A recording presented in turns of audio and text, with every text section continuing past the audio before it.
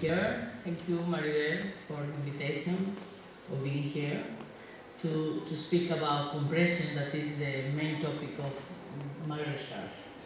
In this opportunity, I'm going to speak about the utility of data compression structures for spatial data. But the truth is that maybe some of you are not working in the area of spatial data, but in different areas, text, for example, text processing, information retrieval. For all those areas, compression is also an interesting tool. So the idea of my talk will be to sensibilize to all of you about the interest of compression, because I think that compression is a technology that is not really very well known, that can be useful in a lot of different topics, especially nowadays that we are speaking about big data, we are speaking about tons of data that we need to process, and compression can be a useful technology to help us to manage those huge amount of data. So let's start. The first, this is the outline of the talk I want to follow, more or less. I don't know if we are going to have time to finish everything, but at least a good part of those topics. Okay, let's start with motivation. The first question is why to compress? Why to compress? Nowadays, these are huge and are cheap. So why? What is the interest of compressing that?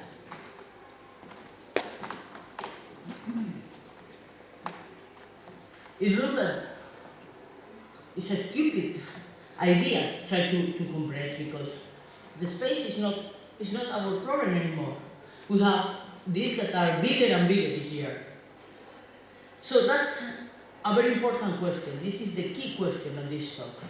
Compression is not something related with space. It's something related with time.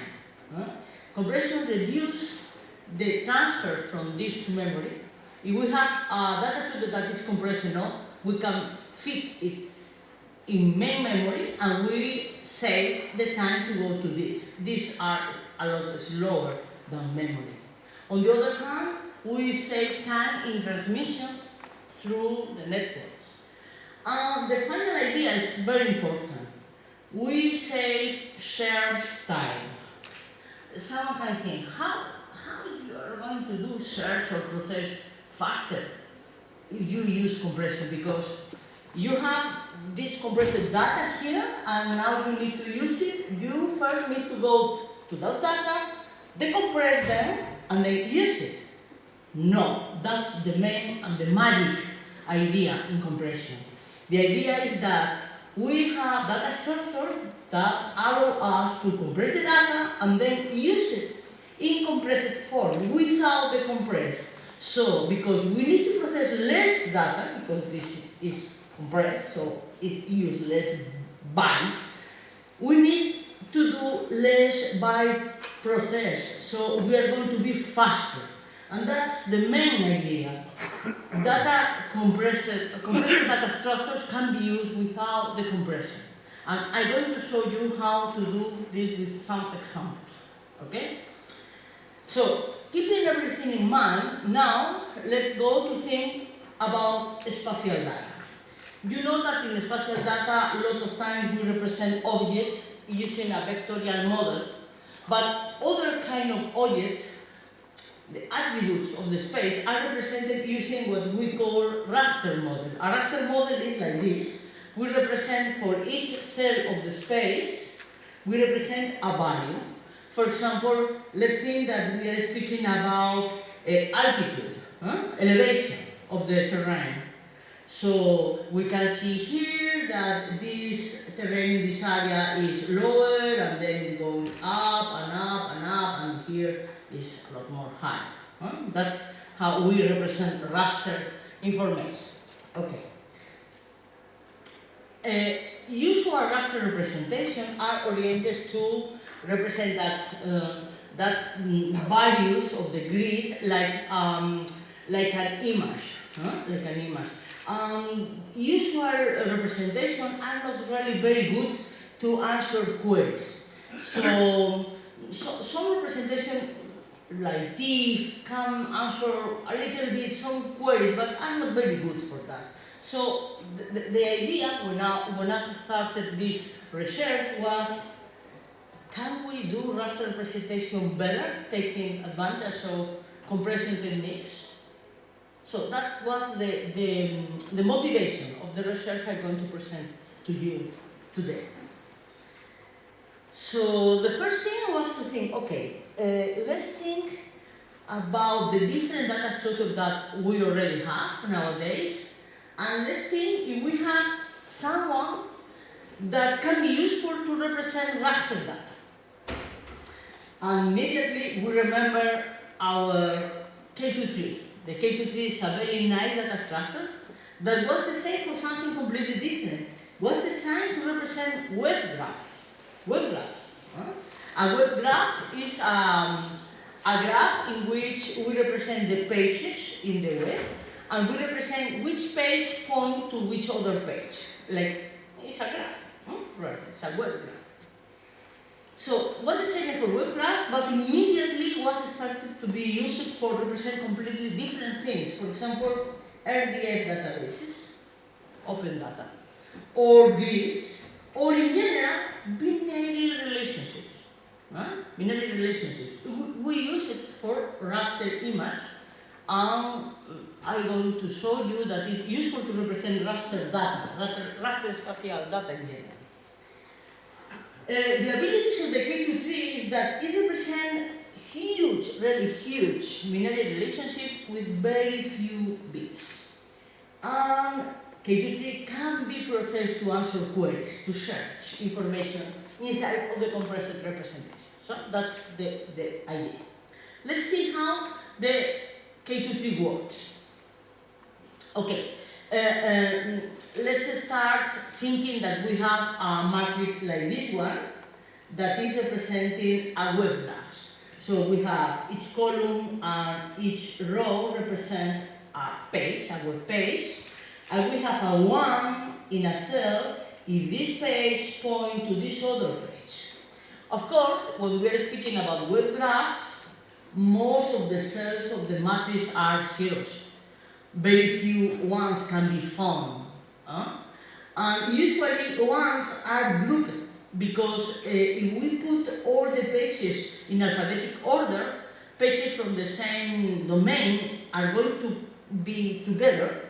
It's pretty common that if this page are the same domain that this other page, probably we have links from this page to this other page. Because you know, in a university, the different departments point to the university. From the main page of the university, you can find pointers to the pages of the departments, etc. Okay? So that was the special characteristic that we looked at the very beginning, started to think in representing this big matrix. Okay? Are you ready? I'm going to start explaining the K23. Okay? Let's go. The first thing we did is to add columns and rows full of sheets. And someone can think, but you're trying to reduce information, you're trying to compress. Why to put more, excuse me. Why to put more columns and more rows? Well, the idea is that we need to create a square matrix.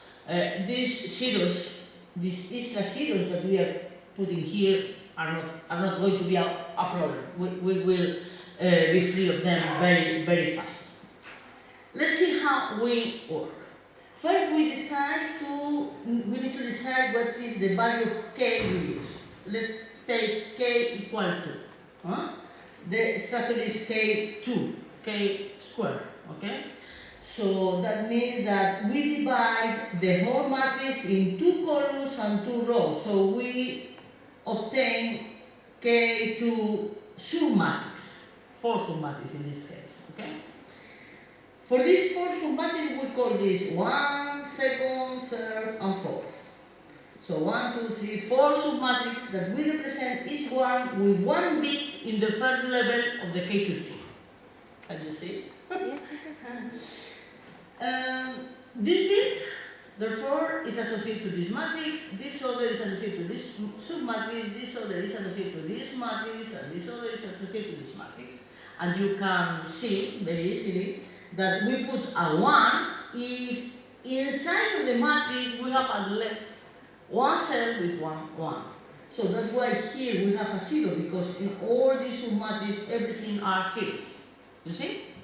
Okay? We follow the same procedure. Now we go to this matrix and we divide it again in 4 submatrices, and those are going to be the children of this matrix here. And again we have 1 here because we have some 1s. We have a 1 here, so we have a 1 here. These are all zeros, so we have a 0 here. And here we have a 1 because we have also a cell with a 1. Do you understand the procedure? Very easy, huh?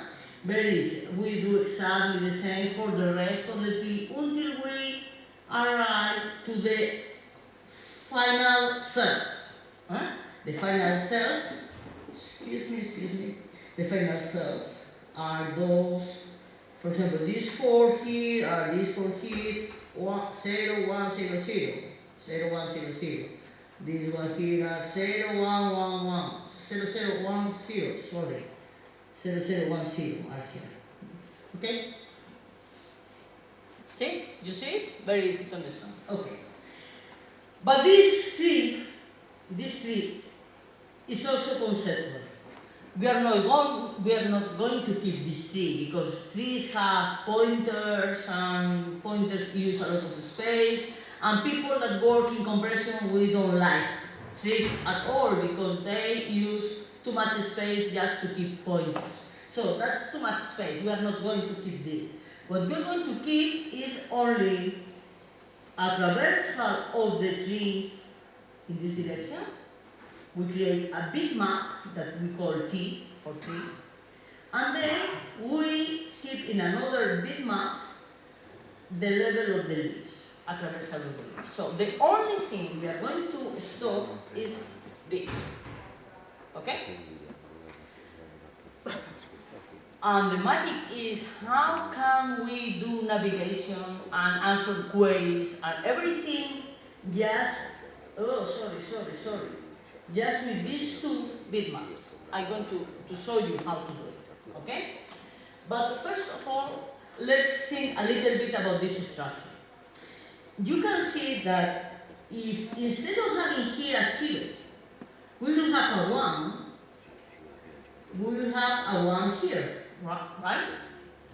And this one here will not need more space.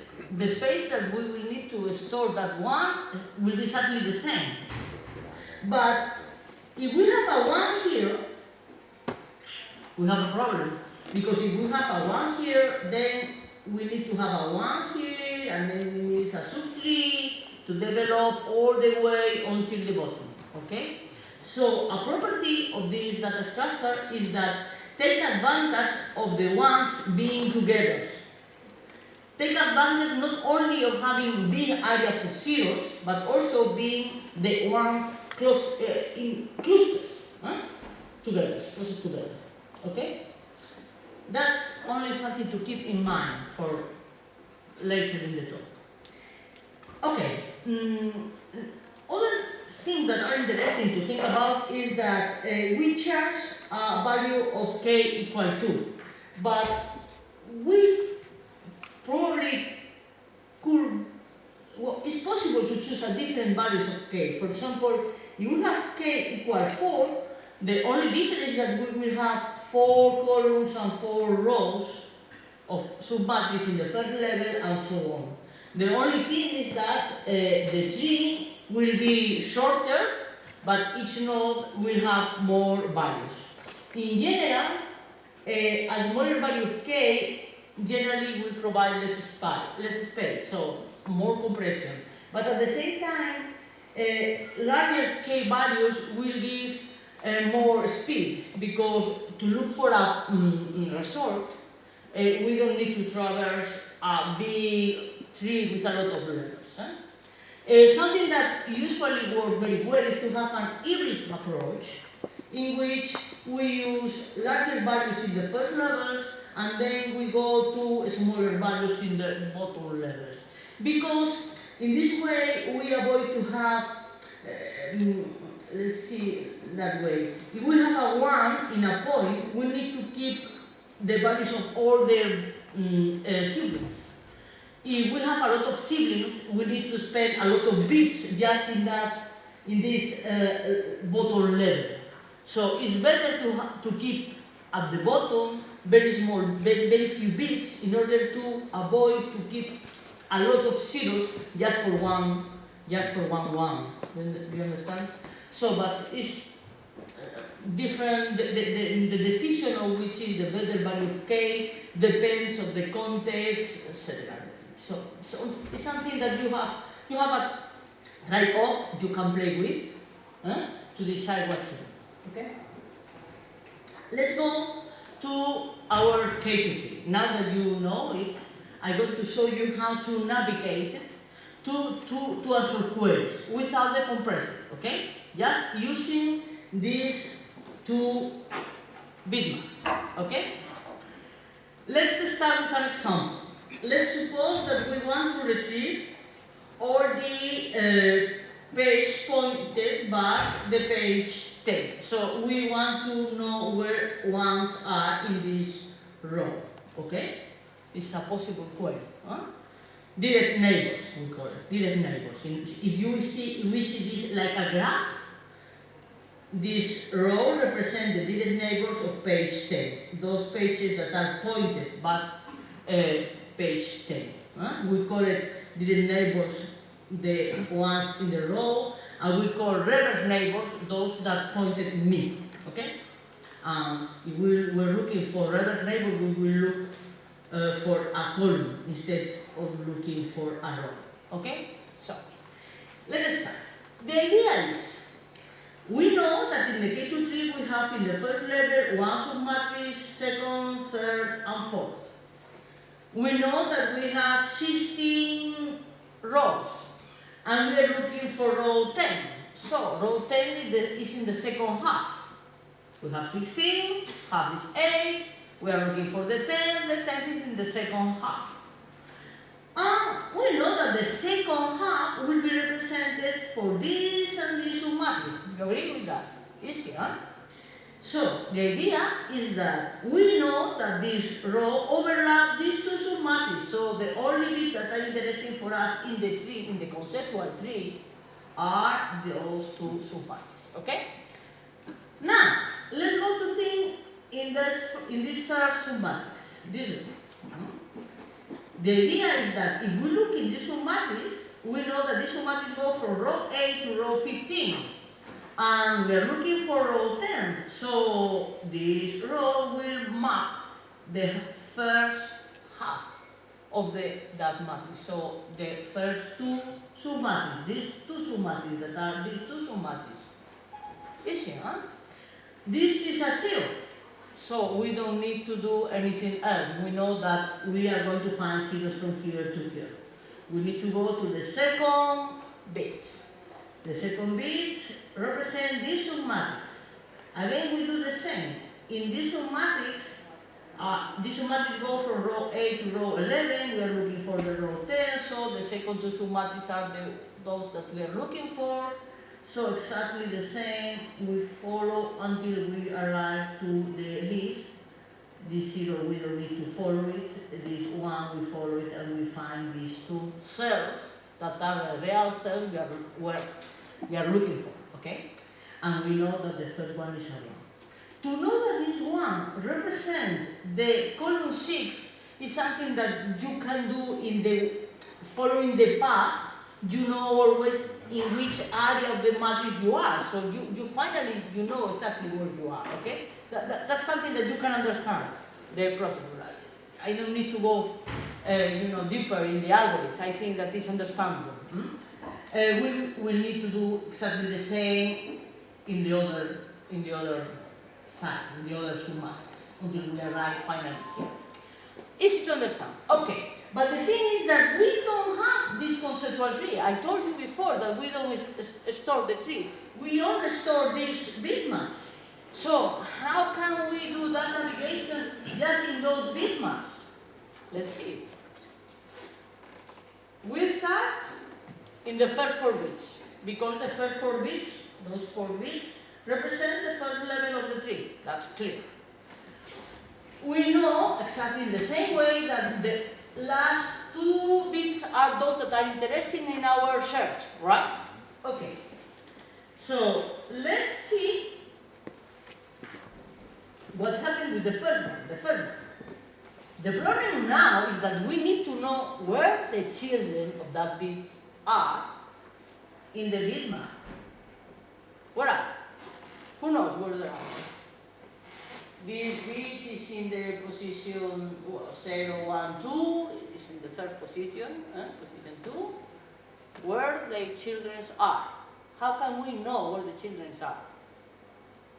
You know in which position they are? No? A volunteer to say in which position they are? No one? Just like a heap. Excuse me?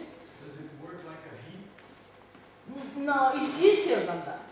Even easier than that. You jump for the first 4 positions, the first 8 positions, and then you have grids. Exactly. This is the second one. It's the second one. So this first one has 4 children here, because we navigate the tree first, and then we go through this 4, and then this 4, and then this 4. So these 4 that are exactly here will be the children of this first one, right? So we are need to go to jump this 4 and jump to the 8th position.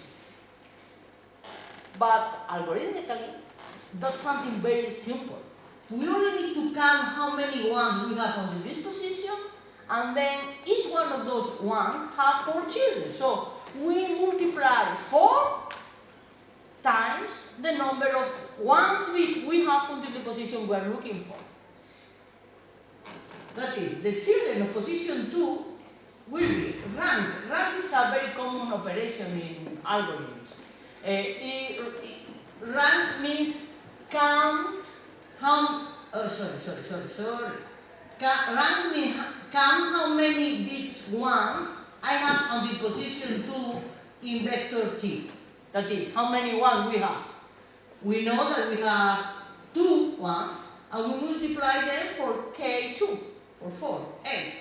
So, we need that the children of this one will be here in this position, 8 and the 4 bits that are after that. Easy, huh? And we follow exactly the same procedure now. We are here, we need to look for the children of this one, for this one. We only need to say, how many ones we have until here? 1, 2, 3, 4, 5, 6, 7. 7. Times 4, 28. In the 28th position, we are going to find the children, and so on. So, it's very easy. And the question here is, okay, and how do you do the rank operation? Because to do the rank operation, you need to count bits from the very beginning of the bitmap. That will be very slow. But no, of course. We have a data structure that has some partial counters at special positions. So we only need to check the previous counter. This is the number of ones we have until the counter, and then we sequentially count the number of bits that we have after that. That's something very interesting because it provides us a very good property, is that we can do rank in constant time. It doesn't matter how big, how huge that vector could be, that we can always do rank in constant time. And we can therefore navigate the tree very fastly. The idea of having this vector in a separate way is only, a conceptual idea. In fact, the truth is that we keep this vector following the previous one. The only thing is that we don't need to have that data structure to accelerate the rank operation here, because in this area we never have children, so we don't need to do rank. Okay? That's the only thing. Do you understand the general idea? Think something now. If instead of doing a direct neighbor search like this one, we will be doing a reverse neighbor search. That is, give me the page that point page 5. The only difference will be that instead of going to the 2 first or the 2 second submatrix, like in this case, we will go to the first and third, 1 and 3, submatrix, or if the column is here, we will go to the second and fourth. And that's the only difference. But we will do it exactly in a very symmetric way, okay? Other interesting idea is that I can do something more interesting, not just looking for direct and reverse neighbors. I can also look for range queries. For example, give me all the pages here pointed for this rank of pages from 2 to 4. And I can go and look for 3 columns or 3 rows at the same time, using only one navigation through the tree. Did you understand the general idea? Okay? So let's go. This is, well, the functionality that's to run the range queries. We can look for a range from pages to another range of pages. Let's see some experimental results. Those experimental results are over web graphs, because web graphs are a lot fewer than raster data. So it's interesting that at the beginning we start experimentally evaluating the K2T over web graph because it's more powerful. The problem is more difficult. We use some subset of the web graphs. For example, this one from the UK is very huge. We are speaking about 105 millions of nodes, millions of pages, and this incredible big number of ones in the matrix. Okay? And the space we need is only 1.75 bits per link. So it means that if we multiply this for this, we will have the whole number of bits that we need to represent these web graphs. And that, of course, fits perfectly in main memory, no problems at all. Speaking about queries, the time is in microseconds to find all the direct neighbors or reverse neighbors, completely symmetric. Okay? So now you probably understand how compressed data structures save time, because you can perform queries faster over this compressed data structure than over the whole graph if we have not a compressed version of the graph. Especially because probably if you want to keep the whole graph, you cannot fit it in main memory. You have part in this and you need to go to this to perform search, etc. Okay, let's move on. I promised to use data structure, compressed data structure, to represent spatial data. And this is web graph, not spatial data. What happened with spatial data? Well, the first thing that we need to see is that K2T compress efficiently large regions of zeros. But if we have image or raster data, we also have big areas of ones. For example, this could be a grid with image. We have areas of zeros, but we also have big areas of ones.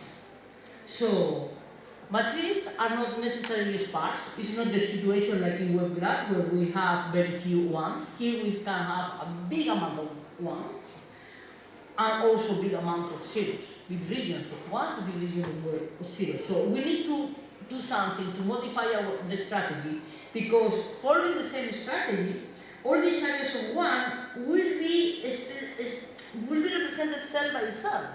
That's very inefficient. That's consume a lot of space. We need to do something like to reduce all this area of ones and represent it in a very cheap way, in a very with very few bits. Huh? How can we do that? Okay. Something that we can do is to mark, this is a 0 because it represents an area of zeros, but this, we need to say that this represents an area of ones. For example, one alternative will be to have a 1, but with 4 0 children. That is a contradiction in the scheme we use until now, because if we have a 1, it's because we always have at least one children with a 1. This will be a contradiction and will give us the idea, okay, these 4 are zeros, that is because this is an area of 1s. That could be a possibility.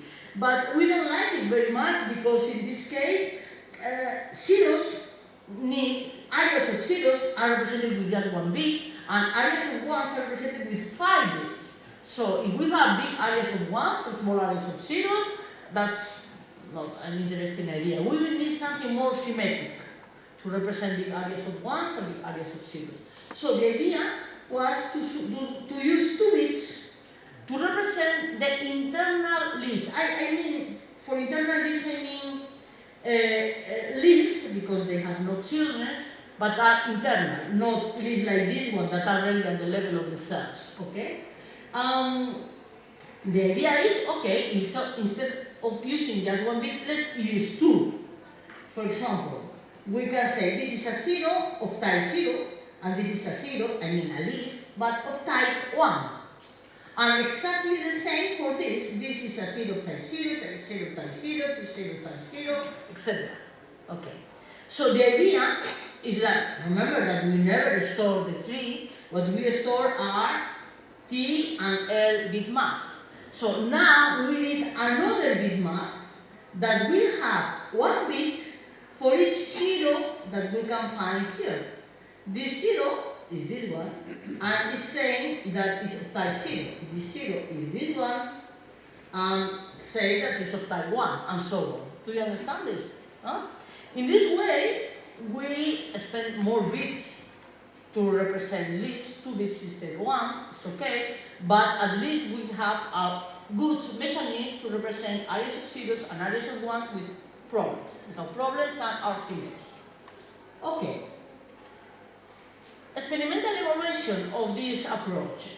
To evaluate this, we decide to compare with someone that is a classic data structure in the literature, that are the quadtree.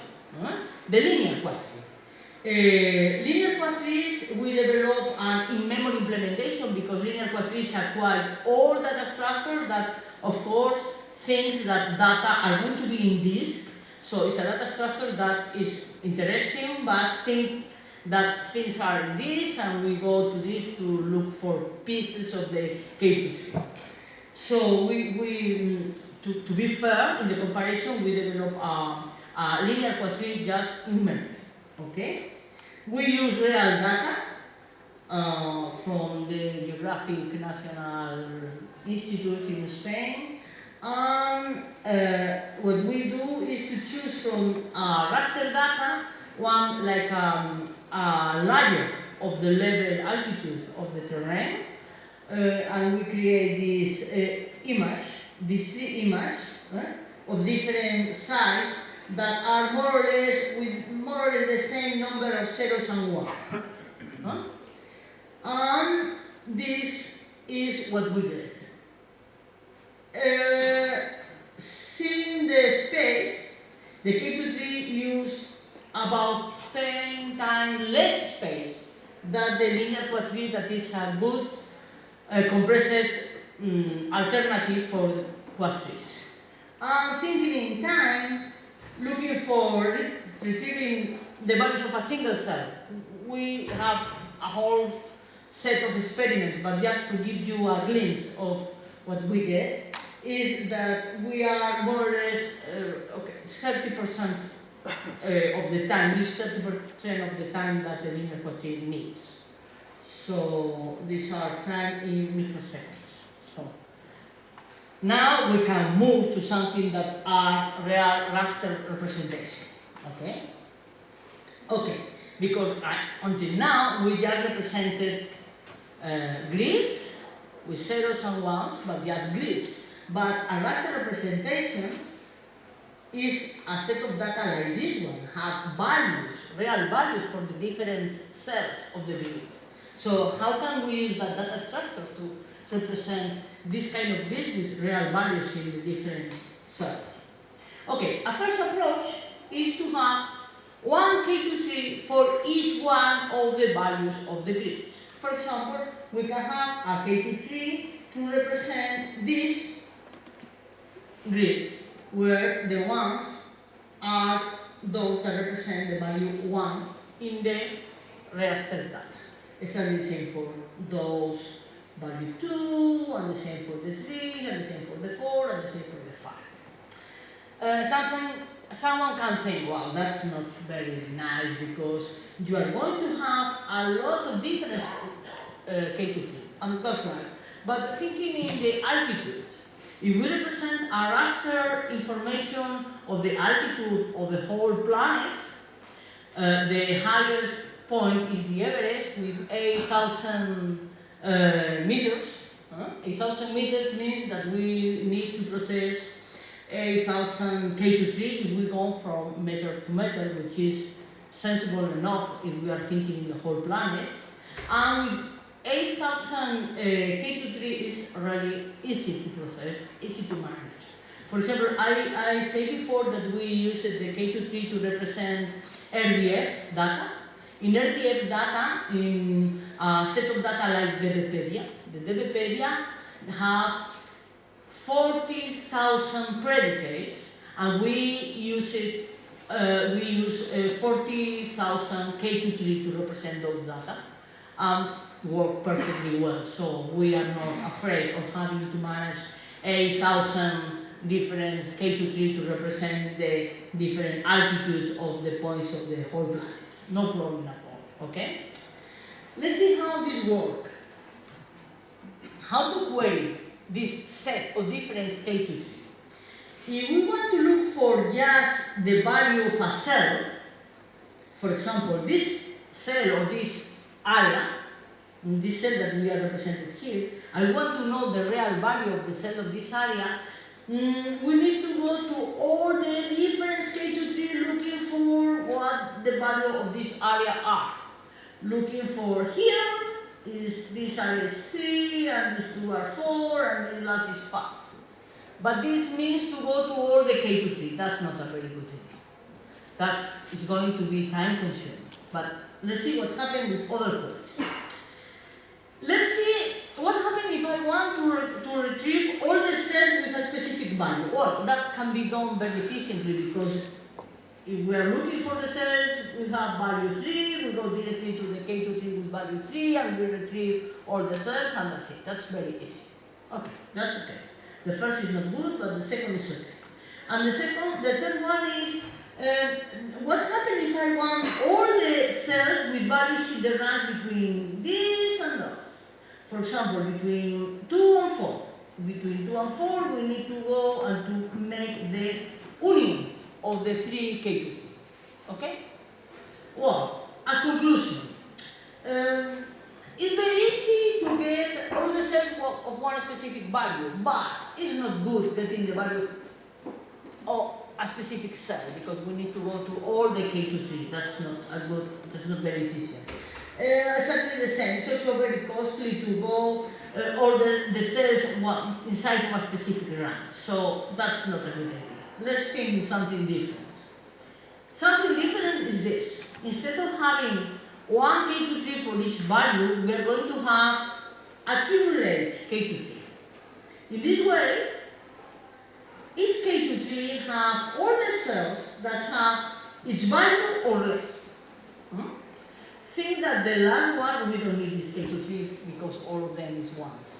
Okay, so we say one K23, but that's not important. If you have 8,000, it doesn't matter if you have one more or less. The important thing here is that when we perform queries, we're going to be a lot more efficient because, for example, I want to get the value of one specific cell. Let's suppose that we want to look for that cell. What we do is a binary search. We start in the K23 that is in the middle, and we say that that cell has a value 1 here. Okay. has a value 1, therefore we know that this value will be 1 here and here. Huh? So we go to the other half. Now we go to the other half, we look here, again is a 1. So we go again, and here is a 0. So we know that here is a 0, here is a 1, so the value must be 2. Exactly 2. So we perform that query using quite a binary solution. Okay? So much better than looking all the K2. What happens if I want to know all the cells with a specific value? Before we go directly to 1 K2. Now we need to check 2. If I want to know all the cells with value 3, I need to go to 2 K2, the K2 for the value 3 and the K2 for the value 2, and subtract one to the other. And the result will be all the cells with value 3, exactly with value 3. Exactly the same strategy can be done for range queries. If I want to look all the values inside of a range, I only need to check 2 K2 and perform the difference. And the result will be a new K2 with all the values, all the cells that have value inside of that range. Understand? Okay. But we can do even better. We can do even better if we go a step further in the data structure, and instead of thinking in having a K2, we think in a multidimensional Kn3. The Kn3 is a generalization of the K2, in which instead of having 2 dimensions, we have n dimensions. Instead of cutting the structure just in 2, using the 2 dimensions, we cut it in all the dimensions. Let's see with the example that we need for raster data of K3. The idea is this one. We have a cube. Let's think that this cube represents the real altitude that we are trying to represent. So in a K3, what we do is we cut the cube in the 3 dimensions. And in the first level, we have exactly the same way than before. This subcube will be represented for the first one, the other will represent this one, then this one here will be the third, this one here will be the fourth, and this one here will be the one that is in the bottom here. Do you understand? And we follow exactly the same strategy. When we are thinking in this one, we have a subcube, and again we can divide it using the 3 dimension and do exactly the same operation. So we create a K3, again we represent this K3 using a vector of bitmaps, a bitmap for the internal nodes, another bitmap for the final node, and everything will work exactly like before. The only thing that we need to take into account is that each one, instead of having 4 children, will have 8 children, or 16 children, depending on the value of K we use, okay? And now, how can we use that new data structure to represent our raster data? Okay, what we can do is this one. Do you remember that we add zeros to the first matrix in order to make it square? Here we need to do the same. We only have values from 1 to 5, but we have 8 columns and 8 rows, so we need to have 8 values to have a complete cube. So we have 0 values, 0 cells with value 8, so this is completely empty. We have 0 cells with value 7, so this is completely empty. The same for 6, this is completely empty. But now we arrive to 5. Here, in this plane, we have those cells with value 5. In the next plane, we have the values. We have a 1 in those cells that have value 4. In the next one, we have a 1 in the cell with value 3. In the next, in those with value 2, and the next with value 1. And here is our cube. And now the idea is to represent that cube using the K3 tree. Okay, let's see what happened with experimental evaluation. Well, first, how we perform queries. Getting the value of a first, or the cell with a value, or the cell with values in a range. Well, we do all those search using the K3 tree directly, because now we can answer that queries directly using the K3 tree. We have just one data structure to represent the whole set of values, and we can use it directly, navigating it exactly like we explained before.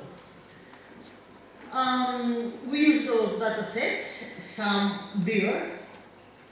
Anyway, it's not so big like we used to have the collections when we work with web graphs or with other kind of collection, because the planet is small, so we cannot use larger data, those are real data. In fact, we need to combine different user pieces to build bigger raster data, okay?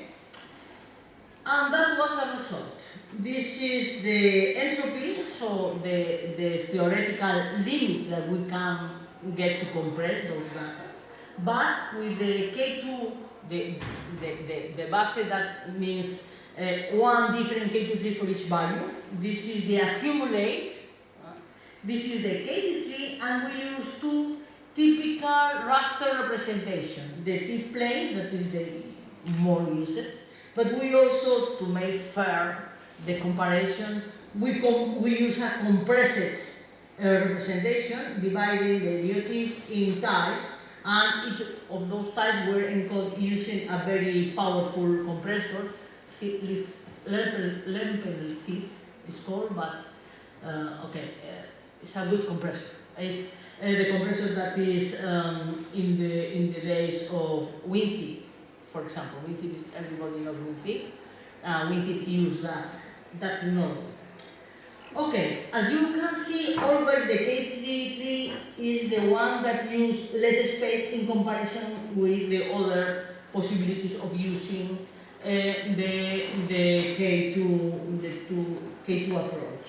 But of course, TIFF with compression gets better, but very little, but better space. But what happens is that this is a data structure that is very compressed, but it's not useful like it is. You need to decompress it to do anything. What happened with queries? Here I giving you only the data of retrieve just a single cell.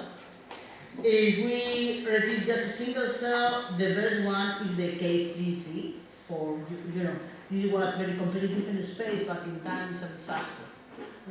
T-plane is not bad, it's very close to the K3, but in space it's a disaster. Here, in the K2 base, is very bad because looking for the value of one cell, you remember that we need to look all of them, and it's kind of a sequential search. If we try to retrieve all the cells with a given value, the second type of query, here the K2 base is very good because we only need to go to one specific K2 tree and perform the query there. So it's the one who wins, of course, for that type of query. But in general, if we are looking for cells in a spatial window and we want to look for the values of that range query, using the medium or the large data set, always the K3 is the best, or the K2 accumulate is the best in some cases. Okay? Okay, with this I showed you that we can represent raster data using a compressed data structure. The last point, I don't know if we have time to go to it. Yes, very good. Okay, very fast. Okay. Is, well, okay, but raster data structures are used inside of geographic information systems where we need to perform other kind of operation, not just look for the values of a cell or something like that. We need to do something that are more complicated, for example, spatial geometry. What happened? if we try to do a spatial joint with the K23? Can we take some advantage? Okay.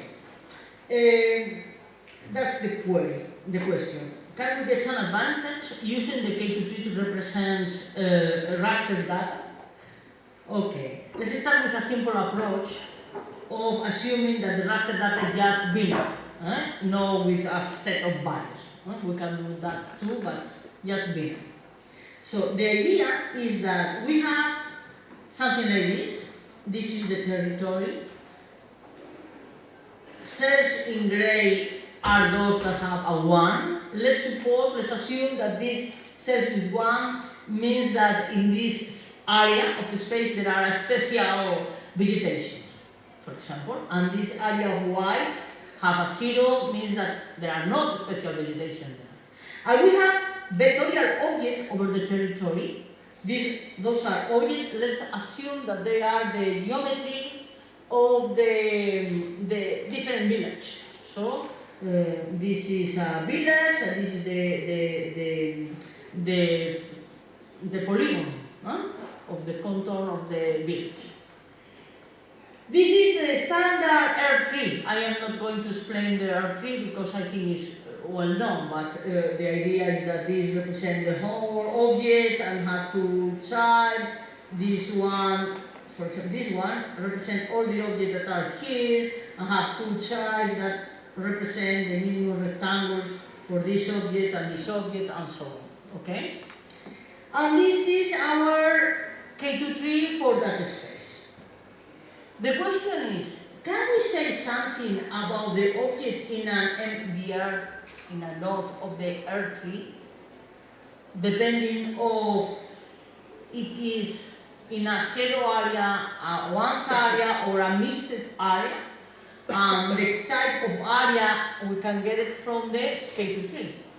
Okay, the idea very intuitively is that if the MBR is in a 0 area, all the objects inside the MBR will be in a 0 area. If it's in a 1 area, all there are in a 1's area. And if it's in a mixed area, nothing can be deduced and we need to go deeper into the array. Let's see with just an example. Let's assume this is the territory. Over this territory we build our K23 with compression of 1. So this is a 0 of type 0. That means that this area will be all full of zeros. We do exactly the same for everything and we build our K23 like before. Okay? Then, over this territory we have these bounding balls that let's assume that are the nodes of an R3. The idea is that in each moment of the process we call R to the current R3 node and we are going to call K to the current node of the K2 node. But this K will always be the smallest K23 node containing R. Okay?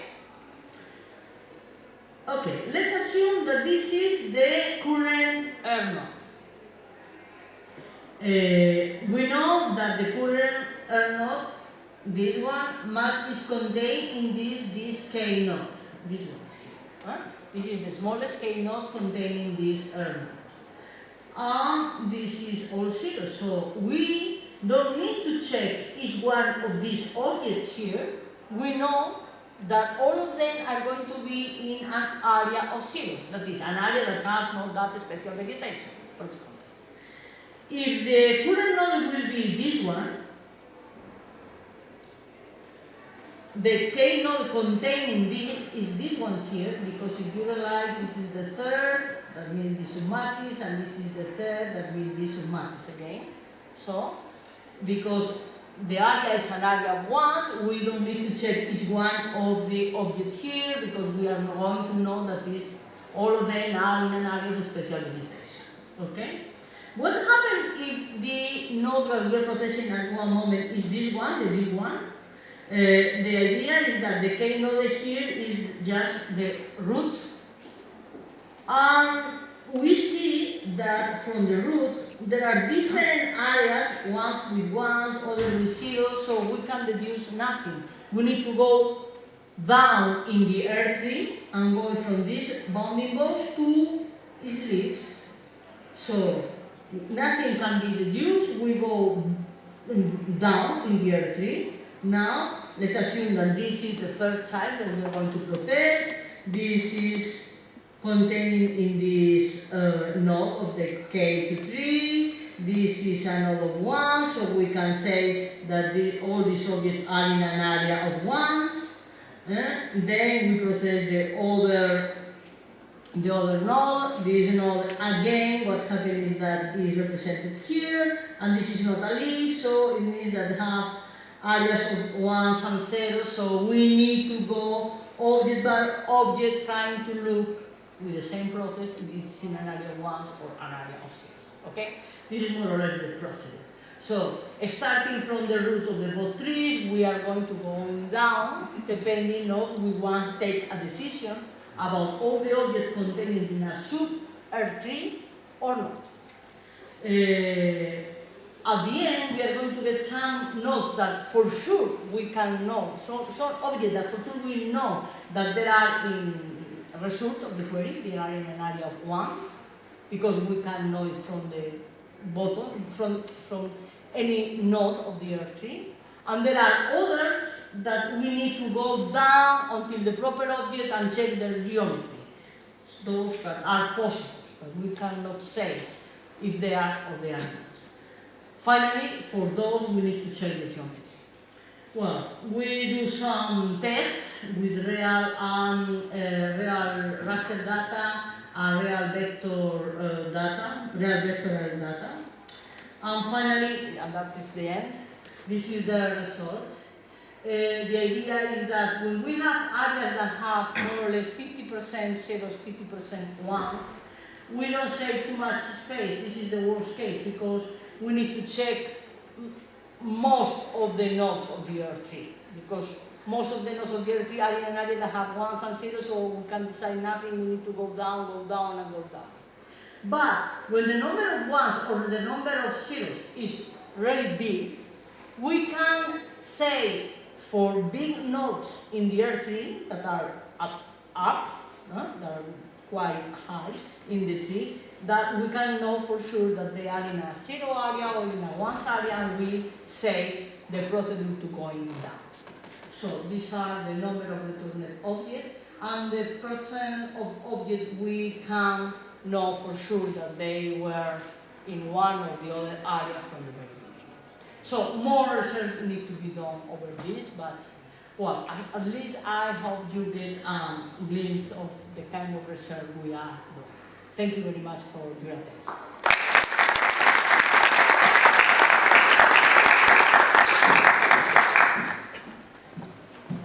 Thank you, Nieves, for this interesting and very enthusiastic presentation about data compression structures. We have now some time for questions, so questions, please. Juan? Thank you for your very, very nice and detailed presentation. How these K2 or K3 data structure deal with dynamics like... Good question. Okay. Good question. Thank you. Yes, the good news is we have a dynamic version. That's the good news. We have a dynamic version. I can explain to you with detail. I even have a presentation for dynamic K2-3, but I decided that we have no time to present it here. The idea is that we have, you remember we have these two bitmaps. These bitmaps are cut in blocks, and we create kind of a B-tree with those blocks. And we are able to insert and delete ones and zeros, etc. The only problem we have is that we cannot switch the order of the columns or rows. We can add more columns with no problem. We can change values of cells from 0 to 1s and from 1s to zeros, but we cannot add columns in the middle between other two columns or switch column orders. But, yeah, it's a good question. One more related. One more related is if we are interested in not only on dynamics but also in a sequence of maps. So can you propose something to deal with a series of raster data? I don't know. Okay, something that is important to know, related also with dynamic, is that a lot of very well-known compressed data structures are static. So for some problems, only static data structures can be used. But for some problems, that's okay, because you need to analyze things that do not change so much. So that's one question. On the other hand, for the second question, I don't know exactly what is the problem you are thinking about. There are, like a big box of tools that are compressed data structure and compression strategies. Probably some of them can be useful for your specific problem. In compression, compression has been a very active area, especially in terms of compressing text. Why compressing text? Well, one